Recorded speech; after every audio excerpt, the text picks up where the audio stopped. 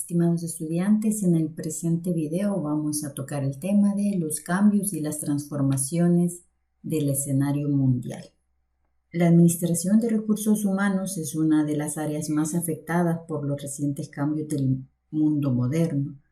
A lo largo de la historia ha habido avances de la actividad laboral del ser humano, quién trabaja para quién hace la guerra para quién es esclavo de quién es el dominador, quién es el jefe, y los asuntos de género demuestran que el trabajo se desempeña de múltiples formas y con diferentes tipos de usos. El siglo XX trajo grandes cambios y transformaciones en la estructura de las organizaciones, así como en su administración y comportamiento. Es un periodo que puede definirse como el siglo de las burocracias o el siglo de las fábricas, a pesar de que el cambio se aceleró en las últimas décadas. Además, sin duda alguna, los cambios y las transformaciones que registró marcaron la manera de administrar los recursos humanos. En ese sentido, durante el siglo XX podemos encontrar tres eras organizacionales distintas: la era industrial clásica, la era industrial neoclásica y la era del conocimiento. Las características de cada una de ellas nos van a permitir comprender las filosofías y prácticas para lidiar con las personas que participan en las organizaciones. Y a eso vamos a hacer referencia en este video. Iniciemos. La era de la industrialización clásica. Este periodo se presentó justo después de la Revolución Industrial. Se extendió hasta mediados de la década de los 50, abarcando la mitad del siglo. Su principal característica fue intensificar el fenómeno de la industrialización en el mundo entero y provocó el surgimiento de los países desarrollados o industrializados. La teoría clásica de la administración y el modelo burocrático surgieron como una medida extra para las organizaciones de esa época. El mundo se caracterizó por cambios pausados, progresivos y previsibles que ocurrían de forma gradual, lenta e inexorable. El ambiente que envolvía a las organizaciones era conservador y se orientaba a mantener el status quo. El ambiente no ofrecía desafíos debido al relativo grado de certidumbre de los cambios externos, lo que permitía a las organizaciones mirar hacia su interior y preocuparse por los problemas internos de producción. La eficiencia era la preocupación básica y para alcanzarla, se requerían medidas para la estandarización y la simplificación, así como también la especialización de la mano de obra, que permitiera mayores escalas de producción y menores costos.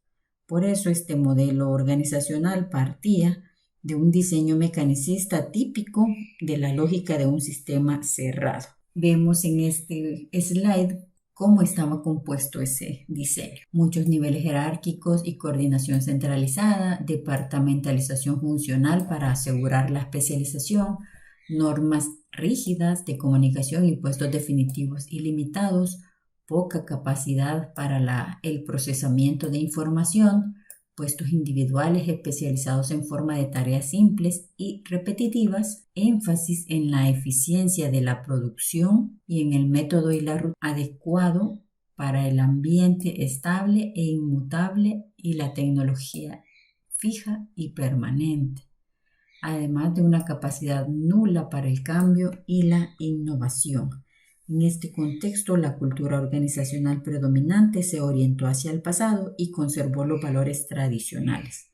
Las personas eran recursos para la producción, al igual que las máquinas, el equipo y el capital dentro del conjunto típico de los tres factores tradicionales de la producción: la tierra, el capital y el trabajo. Luego se dio paso a la era de la industrialización neoclásica. Este periodo se extiende entre la década de los 50 y los 90. Se inició justo después de la Segunda Guerra Mundial, cuando el mundo empezó a cambiar con más rapidez e intensidad. La velocidad del cambio tuvo un aumento progresivo. Las transacciones comerciales pasaron del ámbito local al regional y del regional al internacional. Fueron cada vez más intensas y menos previsibles, acentuaron la competencia entre las empresas. A la teoría clásica la sustituyó la teoría de la administración neoclásica, y la teoría estructuralista redimensionó el modelo burocrático. La teoría de las relaciones humanas fue sustituida por la teoría conductual. La teoría de los sistemas surge durante este periodo y al final del mismo surge la teoría de las contingencias. En esta época, el viejo modelo burocrático y funcional, centralizador y piramidal que se realizó para dar forma a las estructuras organizacionales se hizo demasiado rígido y lento para seguir el ritmo de los cambios y las transformaciones del ambiente.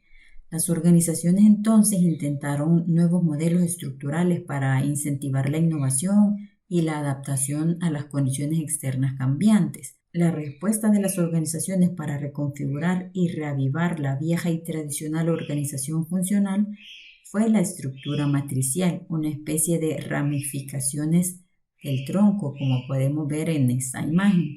El enfoque matricial pretendía conjugar la departamentalización funcional con el esquema lateral de una estructura de productos y servicios a efecto de que proporcionara las características adicionales de la innovación y el dinamismo para lograr una mayor competitividad. Era como si se tratara de colocar un mecanismo turbo en un motor viejo y desgastado.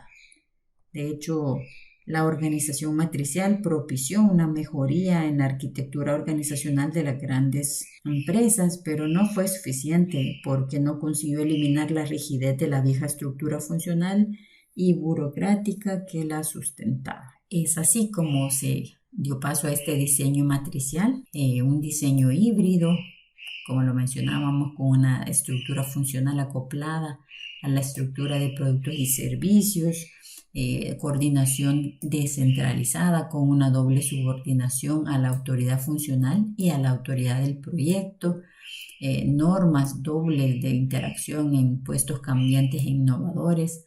Aumentó también la capacidad para el procesamiento de información, puestos adecuados para tareas más complejas e innovadoras, ideal para el ambiente inestable y la tecnología cambiante, y una capacidad razonable para el cambio y la innovación. Aquí se aprovecharon sus ventajas para una posterior fragmentación y descomposición de las grandes organizaciones en unidades estratégicas de negocio que se podían administrar mejor con más agilidad y estaban más cerca del mercado y del cliente.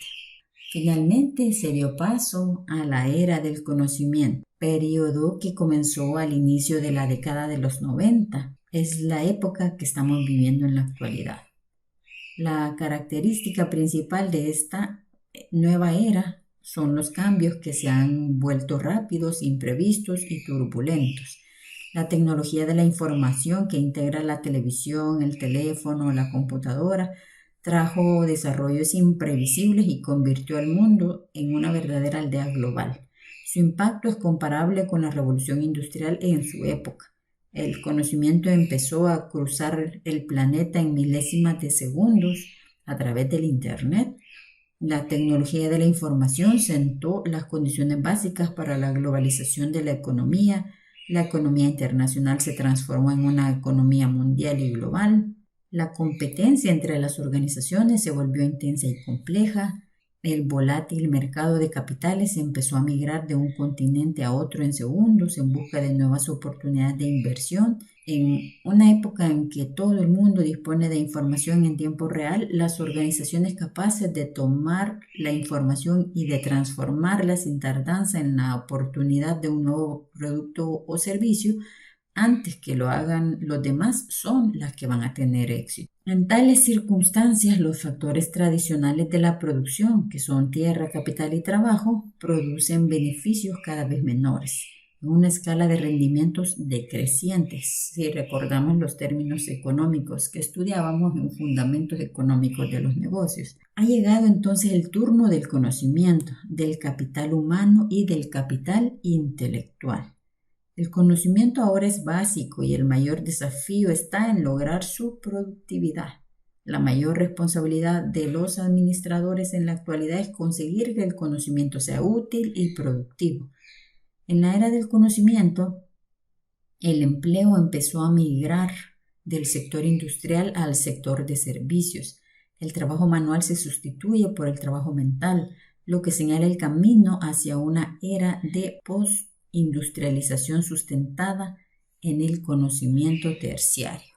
Y vemos aquí cómo cambió el diseño orgánico que nosotros antes veíamos de una manera matricial a una manera circular, podríamos decir, y con una interacción de personas mucho más ágil y mucho más diversa. En este sentido, el diseño orgánico permite ver una importancia en los equipos autónomos y ya no en divisiones o departamentos, elevada independencia entre las redes internas de equipos, una organización ágil, flexible, fluida, sencilla e innovadora, además de una intensa interacción por medio de puestos autodefinidos y cambiantes, puestos flexibles y adecuados por tareas complejas y variadas, capacidad expandida para el procesamiento de información, énfasis en el cambio, la creatividad y la innovación, ideal para el ambiente cambiante y dinámico que la tecnología de punta nos trae.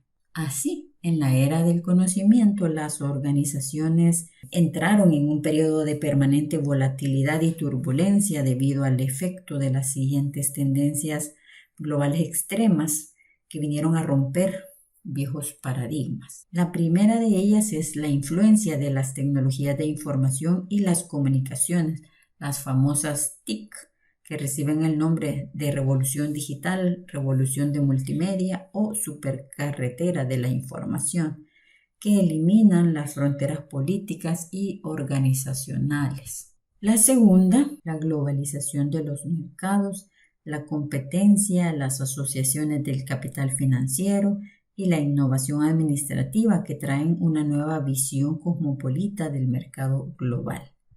La tercera es la sustitución de una economía sustentada en la manufactura y la exploración de recursos naturales por una economía basada en el valor del conocimiento, la información y la innovación. Una cuarta que nos habla de la diferenciación de la verdadera economía global de la economía virtual en las transacciones mundiales y en los instrumentos financieros sintéticos. Una quinta que nos habla del nuevo equilibrio geopolítico que se deriva del nuevo orden económico mundial, hablando así de la hegemonía de los países de la Organización para la Cooperación y el Desarrollo Económico, el famoso OCDE, que llegó a su fin, mientras que en el sudeste de Asia parece que apenas comienza. Y pues con un sexto, podemos decir la gradual incapacidad de los gobiernos nacionales para poder controlar sus propios destinos políticos económicos. Lo hemos evidenciado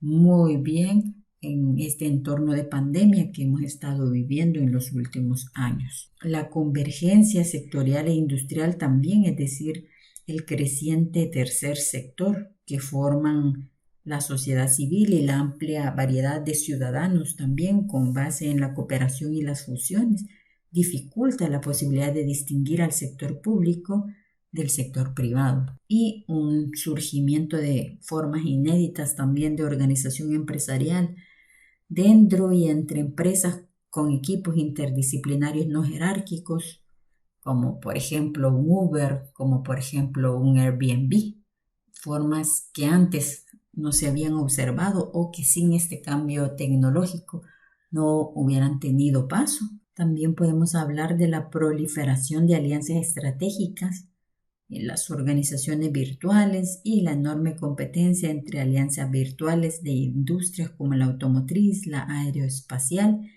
y la de chips de computadoras. Finalmente, la sustitución del centro de gravedad económico del mundo empresarial, es decir, las empresas multinacionales de gran tamaño a empresas más pequeñas, ágiles y emprendedoras. En este cuadro, las personas y sus conocimientos, habilidades y competencias se convierten en la base principal de la nueva organización. La antigua administración de recursos humanos cede su lugar a un nuevo enfoque de la gestión del talento humano. Con esta nueva concepción, las personas dejan de ser simples recursos organizacionales y son considerados seres con inteligencia, personalidad, conocimientos, habilidades, competencias, aspiraciones y percepciones singulares, como lo mencionábamos también inicialmente en el video anterior, son los nuevos asociados de la organización. La cultura organizacional entonces recibe un fuerte impacto del mundo exterior y ahora puede privilegiar el cambio, la innovación enfocados al futuro y al destino de la organización. Estos cambios se vuelven rápidos, sin continuidad con el pasado y producen un contexto ambiental impregnado de turbulencia e imprevisibilidad, sino más lo que hemos estado viviendo en la pandemia ha sido la mejor muestra de esto. Por tanto, las personas deben estar preparadas para enfrentar los nuevos desafíos y para ayudar a la organización, por supuesto, a superarlo.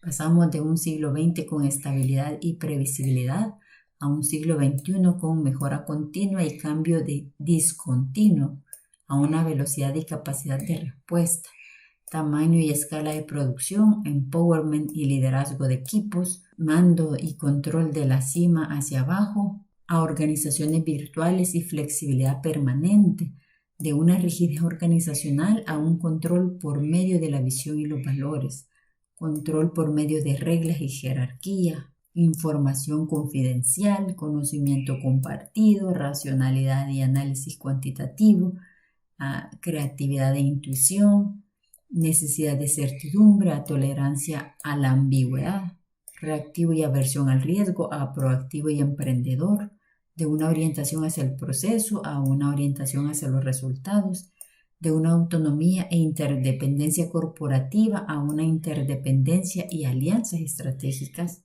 de una integración vertical a una integración virtual, de un enfoque hacia la totalidad de la organización a un enfoque en el entorno competitivo, de la búsqueda del consenso a contención constructiva, orientación hacia el mercado nacional a un enfoque internacional, de una ventaja competitiva sustentable a una ventaja por colaboración y reinvención de la ventaja competitiva, y de una competencia por mercados actuales a una hipercompetencia por mercados futuros. Este es el entorno en el que nuestras organizaciones se mueven actualmente y en donde la gestión del talento humano se vuelve ese reto principal. Les invito a continuar con las lecturas de la semana.